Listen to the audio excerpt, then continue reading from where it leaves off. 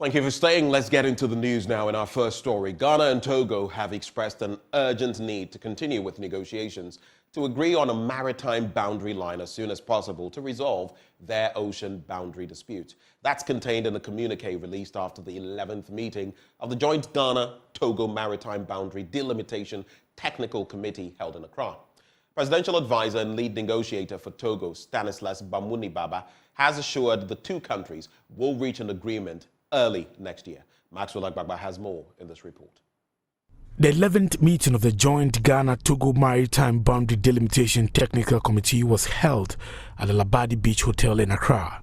National Coordinator of the Ghana Boundary Commission, Major General Emmanuel Kotia, described the meeting as successful and says the two countries are getting closer to signing the Maritime Boundary Delimitation Agreement. But we also emphasize that once the agreement is signed, it will dovetail to most of the issues around the disputed area resolved automatically.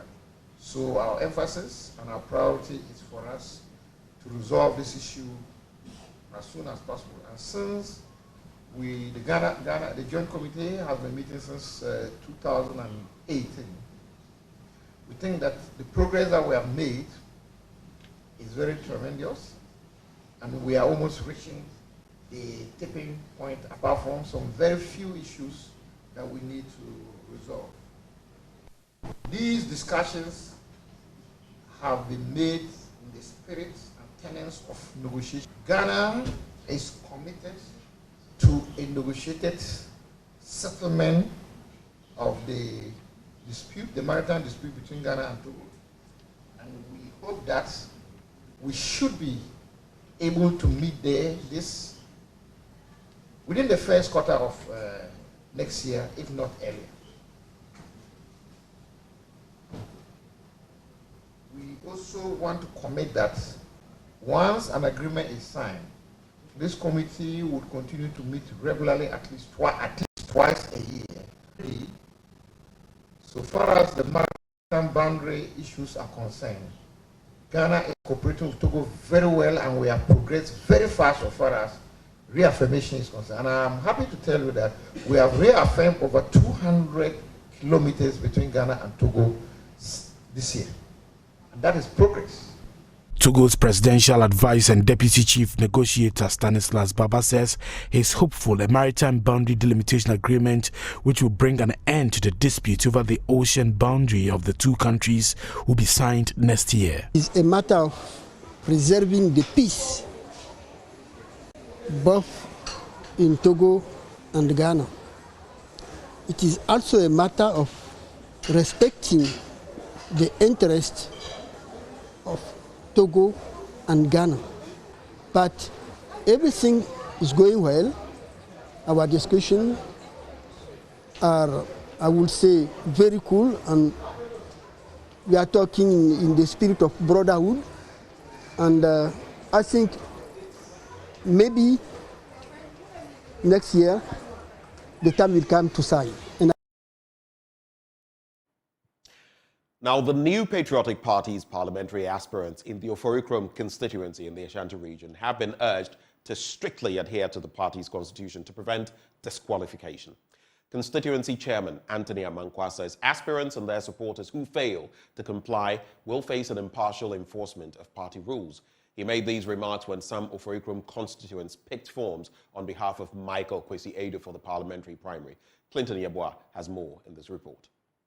The new Patriotic Party has opened nominations for aspiring parliamentary candidates in constituencies across the country to officially file their intentions. The nominations are expected to close on 25th December 2023, which will be followed by the party's internal elections on 27th January 2024. The Oforikrom constituency NPP chairman Anthony Amankwa is entreating aspirants to follow the laid-out party processes to ensure smooth elections. Person has come for his form, and we are expecting that the others will come and pick their forms. The MPP, we believe in our constitution, and nobody is above the constitution. if you don't abide by the rules of the party and you fall victim to the constitution of the party, you make sure that we apply the rules without fear or favor. And so we have informed all people or candidates who wants to contest for the constituency candidature as a parliamentary candidate that they should talk to their followers and they should abide by the rules of the party, because if they don't apply the rules and they go contrary to the rules of the party, the rules will deal with them accordingly. A group of NPP delegates contributed to picking the nomination forms for Michael Kwesi Edu, an aspiring parliamentary candidate.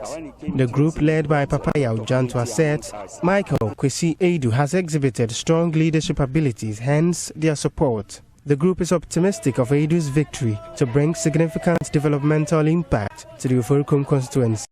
We are well aware that when he came to this constituency, he has brought unity to the constituency. At first, we were having so many divisions, but when he came into the scene, he's brought a lot of unity amongst us. That is the first. Then the second one is the youth support. He has given a lot of support to our youth, especially jobs, a lot of employment for our youth. And previously, it was not like that. He is capable, he's very competent, so we are well behind him to go for the seat. And we know his abilities, his lobbying skills, he has connections, Accra, he will speak to the ministers and all that. So, for instance, our roads, that is a problem now. He will talk to the road minister and all that. We know he can lobby for projects to come to Oforikrom. That one, we are very much aware. That's why we support him. He's a very action man. He will link our youth, he will empower them, create the platform for them to get more jobs to do. Even now that he's not an MP, we have seen that he's doing a lot. So when he becomes the MP, he will do much more. That's why we are really supporting him. Reporting for JoyNews, Clinton Yabwa. Now, polling station women organizers in the Yendi constituency have picked nomination forms for incumbent Member of Parliament Farouk Aliu Mahama for his re-election. Women's organizer Sana Abudu, who led the team, said the MP had brought a lot of development, with women being the biggest beneficiaries. The women and youth rode motorbikes through the municipality and converged at the constituency office where they picked the nomination forms. The 120 polling station women organizers were led by the constituency women organizer Sana Abudu. The women named the construction of health facilities, health screening, school infrastructure, education support to students, agric input, loan support, electricity, among others, as some of the major developmental projects the MP has brought to the area. Taking this form, we have come together to pick a form for our honorable MP Farouk Aliu Mahama, because he has come to open our eyes and to give us all opportunities that women need in Yendi, and to show appreciation to what he has been doing for us is to bring our hands together and be able to pick a form for him and to ask God's blessing upon the form so that he will continue to be our MP forever and ever in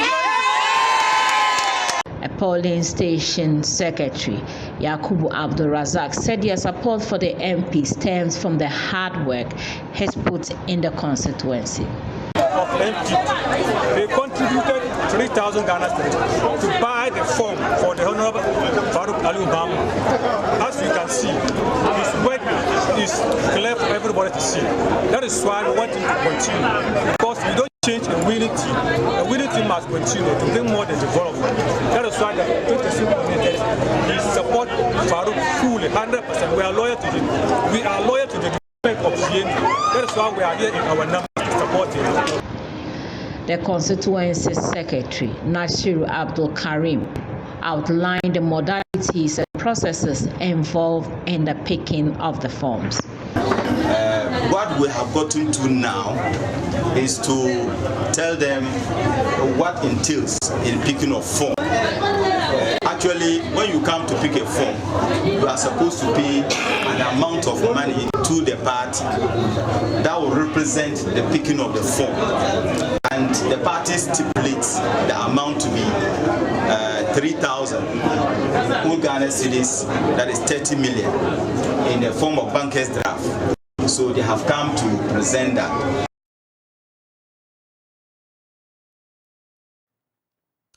In our next story, a Supreme Court judge, Justice Ernest Gau, has admonished job seekers to take opportunities employers give them seriously. He says the situation where employees become bosses after employment just to run down businesses are unacceptable. Justice Gau made the remarks at the opening of a private dialysis health facility in Ho. Peter Senu has more.